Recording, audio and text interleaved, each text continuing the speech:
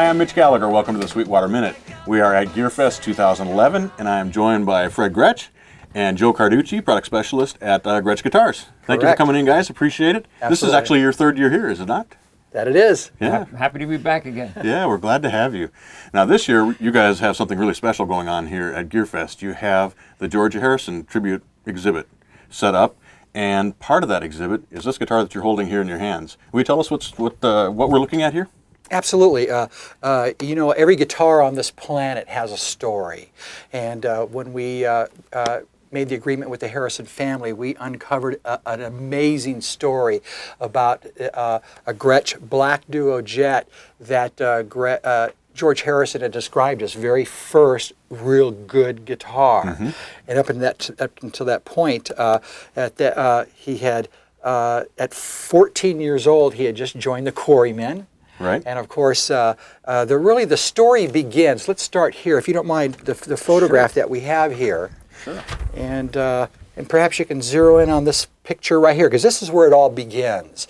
This gentleman that you see pictured here, his name is Ivan Hayward. Mm-hmm. And he was a cook on a ship, a merchant ship that traveled from Liverpool to New York City. Uh-huh. And he was a guitarist, and he, usually when he came into port, he shared with me, we found that guy, he's still alive. Right. And he said that, even in New York, when he came into New York City, he would book gigs and he would be playing coffee houses in New York City. Right. And in 1957, he went to a music store downtown New York. Mm-hmm. And saw hanging in a store this black Gretsch Duo-Jet that he had to have. Right. He paid $210 for it, mm-hmm. brand new in 1957, and we confirmed by the serial number that it was indeed born in Brooklyn, New York. In 1957, and what mm-hmm. you're seeing next to the left here to Ivan Hayward is a customs document, and it's dated August 31st, 1957, bringing the guitar when he brought it, anything of value when you bring it from one country to another had the claim duty of it. Mm-hmm. And at that time, of course, taxes were real high. He valued the guitar at a very low rate, so he didn't have to pay a lot of taxes on it. And it's even noted as one guitar second hand. Oh, nice. And this document is very important to the story of this guitar. Right. And again, Mr. Ivan Hayward is still alive, and with the power of the internet, we found him, and he's doing quite well. And he's very happy that he's connected to this. But is he going to be in trouble now that you've revealed the truth of his? I don't think so after all these years, but. Again, it's a very fascinating story. It absolutely is. He owned the guitar for 3 years. And of course, when we reached him, the million-dollar question was, Ivan, why did you sell the guitar? Right. And as he shared with us, he had just gotten married. He was 25 years old. And it wasn't like his wife was saying, hey, you got to get rid of this stuff. He was sharing with his wife what a wonderful place New York City was. And so he gave up the guitar to buy a boat ticket for his new bride to bring her to New York City. But he also admitted that his plan was, once he got to New York City, he was going to buy another Gretsch guitar. And but he said after entertaining her with Broadway shows, a couple of shows and taxis and hotels and some meals, they barely had enough money to get back to Liverpool. And so that was the story as far as why he gave up the guitar. But but how George found out about the guitar is another amazing story, that one of the members in Ivan's band was friendly with Stu Sutcliffe, mm-hmm. who of course was the bass player at that time with the Beatles. And just through word of mouth that Ivan shared with his bandmate, hey, I need to sell the guitar. I'm going to take my bride to New York City. Word got to Stu Sutcliffe, who told George, who was looking for a guitar at that time. Mm-hmm. Ivan recounts the meeting that they had, and George showed up at his house, and he described him as a very peculiar young man. George was 17 at that time, and he says it was midday, and he was dressed all in black. Uh-huh. And again, they're talking 1960 now when this was taking place. Right. And but early pictures of the Beatles during that time period, that was their image, mm-hmm. and they agreed on a price. Ivan was asking 90 British pounds mm-hmm. for the guitar, and the way that Ivan described it to me is that George pulled out a a wad of bills that apparently he described it as it looked like it came from a tip jar, perhaps, because he had to untangle it and unfold it to see how much money he had. And unfortunately, he only had 70 pounds. And so in the typical fashion of a musician, trying to make a deal, here I am, I got cash right now, how about the 70 pounds? Ivan's going, no, I want 90. And so eventually George says, okay, I'll tell you what, I'll give you the 70 now, and I'll come back and pay you the 20. And they wrote an IOU. And the significance now to this other image here to the right of Ivan is the flip side of the customs document. And it's somewhat faded now, but what you see here is a handwritten IOU from George Harrison to, it says 20 pounds owed to Ivan Hayward, and it's signed G. Harrison.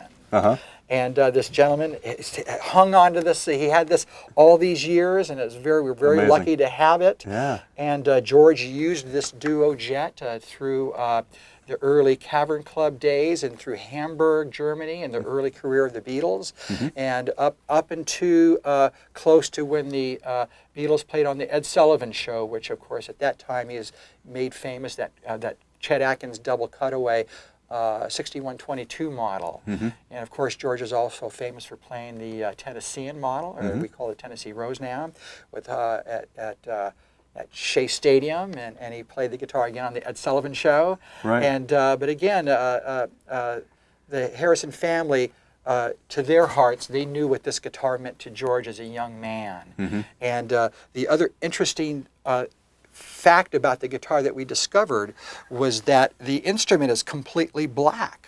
And perhaps, Fred, why don't you describe the guitars during the 50s? The black Duo-Jet did not come that way. Exactly, and the back of the guitar and the sides of the guitar and the back of the neck was a dark walnut color. That was our standard color scheme at that point in time. So Joe uncovered really what he thinks happened to George's guitar to change it from the original finish to the black that you see in this tribute model we have with us here today. Our theory is that as Danny Harrison, who of course is George's son, Right. who oversees the estate, and it's his belief as well, which I tend to agree, that again in Beatle lore, that the Rickenbacker guitar that John Lennon played on the Ed Sullivan Show, if you look at photos of the Beatles at the Cavern Club, the guitar from Ed Sullivan and the guitar at the Cavern Club was the same guitar, but the photographs at the Cavern Clubs, the early photos, the guitar was a blonde finish. And so Danny and I agree as well that perhaps John and George used the same can of spray paint to paint their guitars sure. all black. Sure. And so it was part of the mystery when we received the original guitar. We bought a first-class round-trip ticket just for the guitar to bring it from their office in London to the U.S. to analyze the instrument. And because now we have reached out to Ivan Hayward, the original owner, he confirmed that when he sold it to George, it was indeed the two-tone finish as Gretsch described. Interesting. And we noticed that the finish was somewhat kind of cheesy, but you know, if you think about it, at that time George was 17 years old. They were just kids. And wanted black guitars, they so wanted they black painted it guitars, black. so they painted them black. Absolutely. Right. In fact, Fred is holding a wonderful picture of a young George with the original Duo-Jet, of course.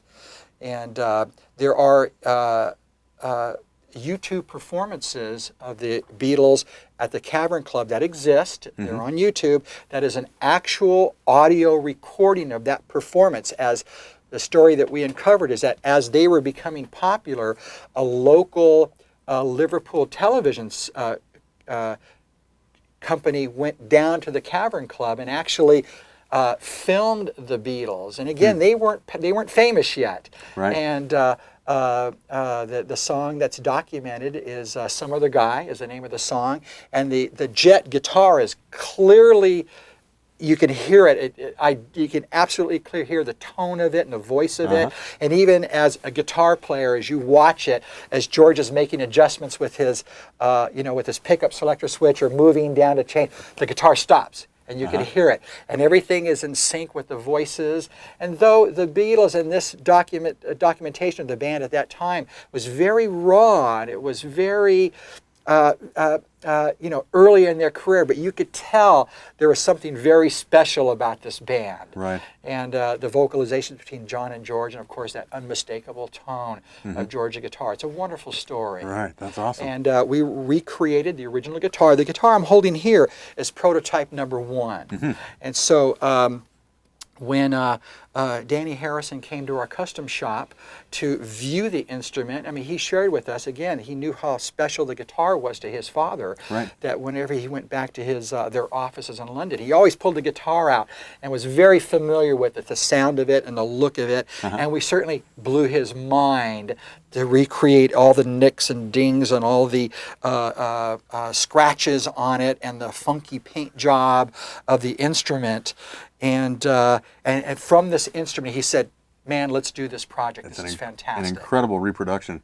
And you're offering this as a limited series. You're making 60 of these guitars? That is correct. They're made by our master builder, Stephen Stern, and his crew at our Corona custom shop. We only made 60 of them globally. Right. And I understand Sweetwater got a couple of them. I hope we have at least a couple of them. I think they're already sold. I think they're, but I understand you have some really good news for those who weren't able to get one of those 60 limited edition guitars. What is it that you have coming up? Absolutely. And maybe perhaps Fred, you want to share that with it? Sure. We're going to take those original specifications and do a production run. Awesome. At the professional series level of the guitar. So the same size, body, same thickness, the same porting in the body, the same weight, the same pickups will be available on a professional model as well. So will this be a what they call a new old stock or an NOS model where it looks like a new guitar, or will it be aged? Or the one that Joe has in his hands is the tribute model with all the scratches and dents, and the production model will be a new guitar, a brand new guitar. Though we'll have a few things like the black screw that you see here that will be replicated. And what else, Joe? Gosh, I think another significant thing is this offset strap button. Normally it's in the center right here. So we can do that on the production model as well. And an interesting note, as we were uncovering the mystery of this instrument, when Ivan first bought the guitar, it didn't have a Bigsby on it. And he, on his second trip back to New York City, he went back to that same music store and bought a Bigsby tailpiece and the original Gretsch rocking bar bridge that mates with this system. And of course, as you know, Gretsch Guitars was in Brooklyn, New York. It was right in the backyard. And so asking Ivan what was, the story of that strap button, where did that happen? Did you do that? Or did George have to do that? He said, he didn't have good tools at that time, and he goes, that strap button was just as good as place as any to put it. And so of course we meticulously measured the location of the strap button so that it was in exactly that same place. And of course there are great documented photos of George with this guitar that clearly shows the strap button in that position. Amazing. That's an absolutely amazing story, and what a wonderful job you've done in recreating that. Thank you so much. That priceless instrument. That it is. What a lot of fun, and it was such great news to hear that there's going to be a professional series model as well. So we're very excited, and thank you for announcing that here on the Sweetwater Minute. We appreciate it. All right. Thanks for coming in, and thanks for coming again to GearFest. We're having a great time, and glad you're here. Our pleasure to be here. Absolutely. It's fun to meet the customers that we met last year and the year before, and meet new ones this year for the first time. Sure, and you guys are headed off to do a workshop now. Is that right? Absolutely. We're going to be talking about the guitar, so we'll let you get to where you need to get to, but thanks so much for coming in. Thank you again. Appreciate it. Fred, good to see you. Thank you. I'm Mitch Gallagher. Thanks for joining me for the Sweetwater Minute.